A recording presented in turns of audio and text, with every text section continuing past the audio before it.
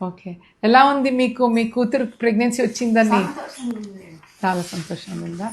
అదే అదే ప్రాబ్లమ్స్ ఉంటాయి బట్ సొల్యూషన్ కూడా ఉంటుంది. ఎందుకు ఏడుస్తున్నారు? ఈ పేషెంట్స్కి ప్రెగ్నెన్సీ అంటే ఎంత emotional journey some time it's happiness అన్నట్టు. సో బేసికలీ కపుల్స్కి న్యాచురల్ ప్రెగ్నెన్సీకి as a doctor we try, but తనకి ఏంటంటే ట్యూబ్ టెస్ట్లో స్లోగా ఉంది స్పిల్లేజ్. మనకు తెలుస్తుంది ఎస్ఐఎస్ చేసేటప్పుడు చాలా మెల్లగా వెళ్తుంది.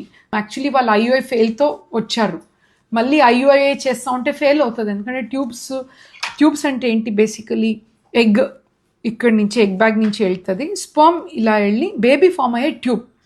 ఇది ఓపెన్ ఉంటేనే ప్రెగ్నెన్సీ. 1 ట్యూబ్ ఓపెన్ ఉంటే కూడా న్యాచురల్గా అయ్యే ఛాన్స్ ఉంటుంది. ఈవెన్ 2 ట్యూబ్లో కూడా స్పిల్లేజ్ తక్కువ ఉండి ఐయుఐ ఫెయిల్ అవుతే ఐవీఎఫ్ మీరు మంచిదే తొందరగా చేసుకున్నారు. లేదంటే ఎంతోమంది ట్యూబ్ బ్లాక్ ఉండి ఒక 10 years తర్వాత ఎన్నో ఐయుఐ ఫెయిల్డ్, న్యాచురల్గా చాలా టాబ్లెట్ తీసుకొని ఈ ఎన్ని ఇయర్స్ ఎన్ని money waste and also unnecessary treatment. So I always tell, maths ఎగ్జామ్కి సోషల్ చదవకూడదు, కరెక్ట్గా ఏది ప్రాబ్లం అలా చేస్తే తొందరగా బేబీతో వెళ్ళొచ్చు. సింపుల్, ఫస్ట్ అటెంప్ట్లోనే వచ్చేసింది కదా.